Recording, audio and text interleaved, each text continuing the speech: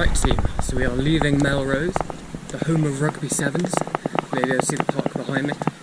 And yeah, so today we're aiming to get to Lauder, or Lauder, I'm not sure how you say it, and then a little bit past, camping in the Lammermuir Hills. Yeah, so I went to the pub last night for supper, as expected, and got chatting to the publican, and managed to haggle myself a room for the night with a bath and breakfast included. Quite a good deal, so rested the feet. And yeah, fire.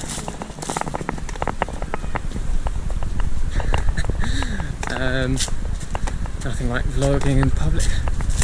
So yeah, so we're heading to the cool little suspension bridge thing, and I'm hoping that my feet hold up. They're hurting quite a lot, especially weirdly my left foot, which was the one that was okay. But I wonder if my limping for the past 5 days has taken all the pressure off my right and put it on my left, and now I've kind of recovered one and hurt the other. I'm not really sure. But 3 days to go, including today. So here to Lauder, then camping a little bit past Lauder, then Lauder to Longformacus, and then Longformacus to Coburn's Path. That's the plan. So we'll see what happens. Yeah, I had a good night. First time I've slept in a while because of the 2 storms that we've had in a row. And yeah, washed some clothes under the tap with some hand soap, dried them on the radiator.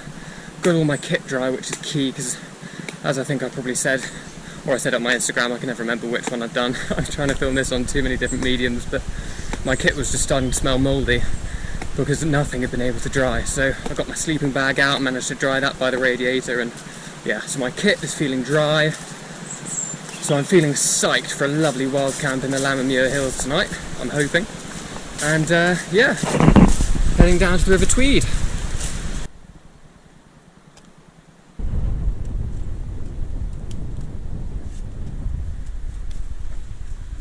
Right, so there is the River Tweed. We are leaving it behind and we're going up. Now I believe, hello Shadow, I believe we are taking a Roman road for Lauder today, which is fun. I think it'll be another very windy night in the tent. It's absolutely ripping across these hills, which is rather nice to be honest. It's cooling me down, but to be honest, I'm much happier with windy than I am the rain that we've had for the past 14 days or so. And the weather forecast on my phone just has pictures of wind signs all day, but that's a lot better than we've previously had as pictures of rain symbols all day. So yeah, I'll take the wind over the rain. Although the rain, the kind of constant rain for the past few days, has sort of ravaged this track, so it's just kind of muddy farm track, and it's pretty good here, hence I'm able to film. But you know, I've got mud up to my knees and stuff, so it's pretty squalid. But lovely hills and views back over the hills towards Melrose and Shields and Tweed Bank. And then yeah, I think we're about 6.5 miles from Lauder. Walking along this Roman road. Tribute by Tenacious D came into my head. What a song! It's so funny. So I see tagging down along Lothian road. All of a sudden, there shined a shiny demon in the middle of the road. Melrose, Lauder. The wind is really strong. It's blowing me off course quite a lot, having to lean into it. But, as we said earlier, better wind than rain. Now apparently there's a kist. Sorry, the wind's quite loud as well. Apparently there's a kist along this section, but I don't know where it is. And as we've had on previous stages, we've had bits where the way markers haven't been labelled with the Ultrea sign, so I haven't known when to even start looking. So I'm hoping, praying that the way markers will have Ultrea signs so that I know when to start looking out for it. But Yeah, fingers crossed we can get this kissed. That'll add nicely to the collection. I think there are sort of 3 to go. So hopefully I can get all 3 of them. I really wanted to get all of them, as you know. I'll have to go back to get the other ones, which isn't too much of a shame because I missed them in some really nice sections actually. You know, one Lockhead to Moffat and Moffat to St Mary's Loch. So I'll head back in a camper van at some point with my partner and we can go for some day hikes and look for them, maybe do a little bit of wild camping. But yeah, onwards on this metalled road to Lauder, or Lauder. I'm still not entirely sure how you say it. Right, so we're at this very windy, farmy location, and I saw a sign. I've been checking all the signs for the old trail things, and it hasn't got one on it. And I thought, you know, I'll just double check because I don't want to miss it. Going around the side, nothing there. Going around the back, there is one. So, I was looking out for one down there. I wonder if this has been spun around by livestock and whether the kiss is that way or whether it's that way. But I don't want to risk anything, so I'm just going to take off my pack. I'm going to walk back to the trees and then I'm going to walk back and try and find it. It's not looking good, team. I walked all the way back to that gate and searched everywhere around there. Couldn't find a kiss. I've now walked at least, I would say, half a mile or so away from that old trail plaque. Still haven't come across another like way marker, you know, wooden post thing. So I haven't come across the second Your Trail sign, but I also haven't come across a kiss. That was a big puddle I just stepped in because I was filming. Should have looked where I was going. But yeah, I'm trying to look all along these stone walls. You know, both sides of the track, of course, but it's pretty obvious if something's there. I'm wondering, you know, if it's been hidden by long grass, if it's overgrown. Who knows? I get so deflated by not being able to find the kiss. So I really hope that it just happens to be a mega long distance from that last way marker, because otherwise I'm going to be all mopey all day that I've missed the kiss.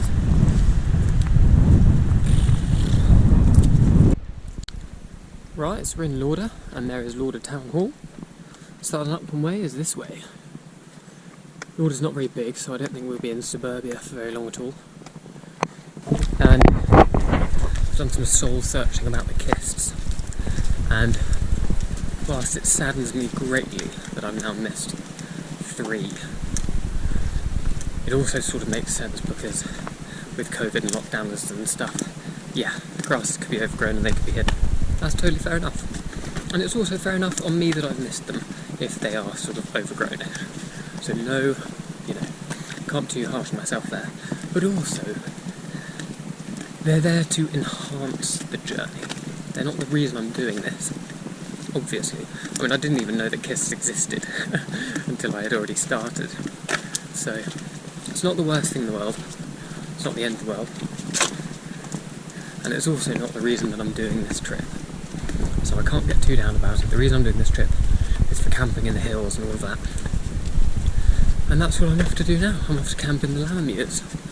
So, can't be too upset. And as I might have mentioned, the Kiss is only about 20 miles from my uncle's house. So, when I come and visit, I can always pick it up. Try and find it. I'll go on a run or something. So there we go. Yeah, walking through Lauder. Looking like a pretty little town. Well, there's the castle. It's got a very interesting, almost kind of Arabic-inspired looking central turret, which is quite funky. And there we're leaving Lauder behind. There's a caravan park there. I don't know if they take tents or not. I walked in there to try and find some drinking water, but I couldn't find any and my feet were getting tired, so I thought I'd stop wasting time. So yeah, we're going to try and get out to the Lammermuirs, get out onto a hill before night settles in. But the sky is turning that colour of dusk, so I think we've probably got an hour of visible light before the head torch has to come out. And an hour's not that long when your feet are battered. You can't get all that far in an hour. So we'll see how far I get, but there are a couple of places on the map that I've sort of pinpointed in my brain of where I think I'd quite like to camp. So hopefully I can get to some of them. But we shall see what we shall see. It's nice view of some of the hill over there. Let's try and get to it. Well, the castle is looking pretty splendid. And the sheep very fluffy. Crikey, well there's a very strong wind blowing, but you might be able to see, I think those are the Eildon Hills, the volcanic plugs in the background. And yeah, it looks like we're leaving farmland and heading up into moorland. So that's good for camping. Although this wind, I'll need some serious guy ropes. Right, so we're just setting off. Had a lovely wild camp last night. Yeah, I needn't have worried about the winds. Properly pegged out. It was absolutely bomber. So the Met Office said gusts of 44 miles an hour or so. But yeah, absolutely fine. So that's good. But I think it also shows how insanely windy it was at St Mary's Loch to have flattened the tent. Must have been 80 or something. I mean, it completely flattened the tent. Anyway. So yeah, setting off across the Lammermuirs. There's meant to be a kist en route today, so hopefully we can find that. Right then, friends. Turns out we're in a bit of a rush. I just got a phone call from my girlfriend who has told me that Scotland has changed its laws, and basically from Friday, today is Wednesday, from Friday it is becoming illegal to move essentially within Scotland. So the reason for that is that basically I'm in level 3 and level 4 zones at the moment in their current COVID ranking system, their leaderboard, and yeah, from Friday it's going to become illegal to travel between them except for essential purposes. Illegal, not just kind of banned, but actually illegal. So yeah, today is Wednesday. I need to finish this trip. I need to get to the sea tomorrow. So I basically need to get to the sea tomorrow, get on a train, get back to the van, and then try and drive across the border into England tomorrow. So that's pretty tight. So we may have to, I know there's a kist en route today, but I can't be faffing around looking for it. I may have to deliberately not look too hard, so I hope it's an obvious one. But yeah, I have not 24 hours, a bit longer, maybe 36 hours or so to finish the entire trip. We currently have a beautiful view of the Lammermuir Hills. There's a nice footbridge down there crossing the river which we're going to be taking. And yeah, I need to get to Longformacus and a bit past Longformacus today. So that means that on Thursday I'm waking up and I have less, hopefully, than the full 18 miles to go to Coburn's Path. And then I need to get from Coburn's Path back to Sanka tomorrow as well. Yeah, it's pretty tight. It's pretty damn tight. So we can't be falafeling around. Today is a day for munching miles. And my feet hurt so much. Oh. Right, let's smash it. Well, the guidebook is right. The Lammermuir Hills are pretty featureless. There's kind of endless expanses of moor, which is not a bad thing. I like endless expanses of moor. It's quite nice kind of wilderness, you know? No one for miles and miles and miles. In fact, where we're currently stood, I don't think we can really see a single building. There are a couple of wind farm things in the background, but am I right in saying there isn't a single building? I'm pretty certain there's nothing. So that's quite funky. But yeah, onwards to the sea. Well, we're plodding along. Nice strong wind coming in over the moor. And we've got the Twin Law Cairns up there. And we've also got the Watchwater Reservoir down there. So good view from here. I have the kiss! We are victorious! Oh, my mittens are flipping all in the camera. Oh, chuffed. So we're coming up to the Twin Law Cairns, having got the kiss, and the guidebook says don't attempt to cross the moors in poor weather, e.g. snow or high wind, unless you're very experienced. Oh, or fog, it actually says, and some fog has just rolled in. Actually, it's not fog, it's just a very low cloud. But either way, same thing, no visibility. And I'm not surprised, to be honest, because the wind is blowing me over sideways. I think, well, the Met Office said for Lauder it was gusts of about 45 miles an hour today, but Lauder is down in the valley all the way back there. We're now on top of the hill at over 500 metres altitude, I think, or around 400-500 metres altitude. So the wind here is very strong, and when it gusts, it's blowing me over, it's blowing me off the path.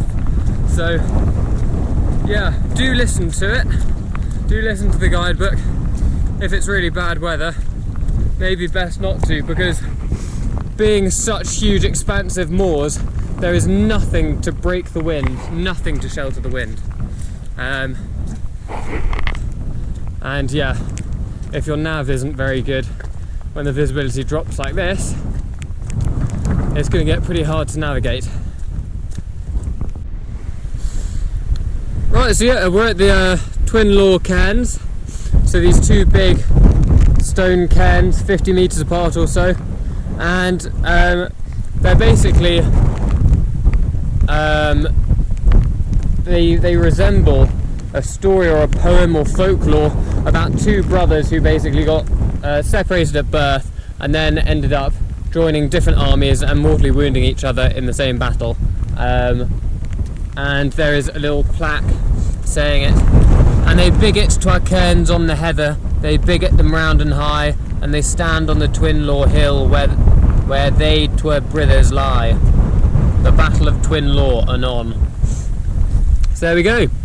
I'm going to see if there's a little shelter. There is a little shelter in that one, but on the wrong side for the wind, so I'm hoping there's going to be one on the... Oh, do you look at this? This is a pretty cool entrance.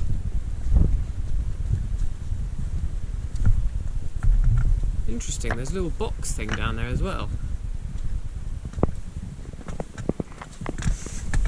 Oh, and that goes quite the way back. Huh. Let's take off my glove. There's a cigarette butt. Why are people such dicks? Why not take it back with you? Oh. Twin Laws.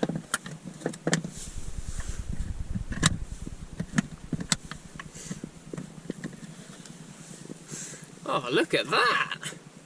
There's a little thing to write in. People have put some snacks in there. Oh, well, I better fill out the visitors form. That's pretty cool. Right, so if you're doing this trip, the Southern Upland Way, and you want to check out, look out for my markings in the books, I'm signing them off as Benedict D.